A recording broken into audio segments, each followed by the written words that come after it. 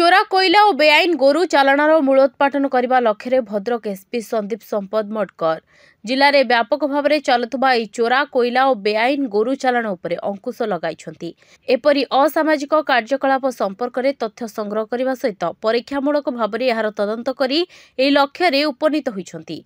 केवल सेतिकी नुहे साधारण जनता बेआईन कार्यकलाप संपर्कित सूचना पाइबापी एक मोबाइल नंबर जारी कर जोठू जहाँ खबर पाउछंती राति अधिया क्षेत्रीय तदंतरे बाहरी पड़ुछंती। असामाजिक कार्यकलाप बंद करने सहित अभियुक्त मानक गोड़ाई गोड़ाई धरवा लगी सबु थाना को निर्देश देछंती।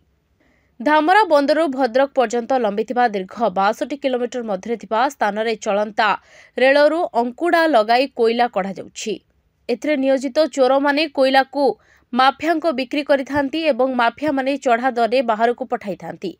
फल असामाजिक कार्यकलाप वृद्धि पाउछि। एहार मूलोत्पाटन करबा लागि राति पाट्रोलिंग को कडाकडी करा जायछि।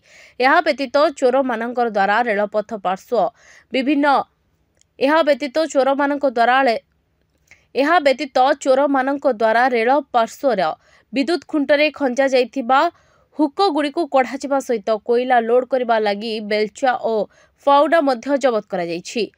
निकटरे पीरहाट थानाधीन मंगलपुर एवं नरेंद्रपुर विपुल परिमाण रे चोरा कोईला जबत करा जायथिबा बेले तिहिडी थानाधीन हरिपुर ठारो नुआनंद पर्यंत विभिन्न स्थानरो टन टन कोईला विपुल परिमाण हुक बेलचा एवं फाउडा जबत करा जायछि।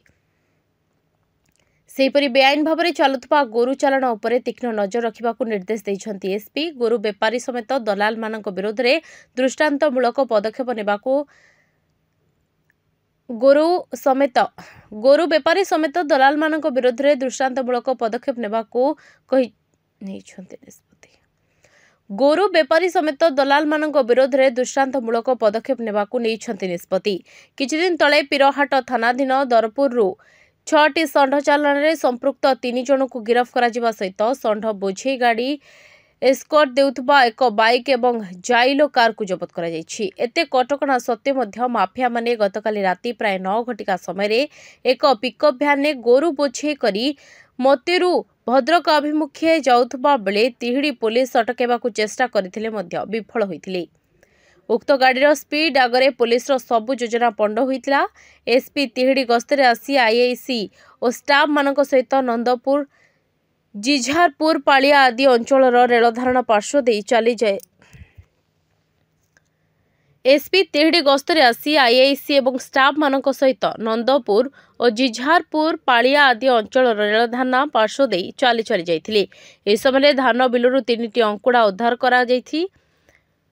एही समय मध्यरे धान बिलरू 3टी अंकुड़ा उद्धार करा जाइछि। सेपरि आईआईसी नेतृत्व में कोल्ह दासाई दसमौजा केनाल बंध निकटस्थ गछ हुड़ारे मौजूद थिबा 88 बस्ता चोरा कोईला जबत करा जाइछि। पुलिस एभଳି पदक्षेप को विभिन्न महलरू साधुवाद मिलुथबा जणा पड़छि। तिहिडीरू संजय दास का रिपोर्ट।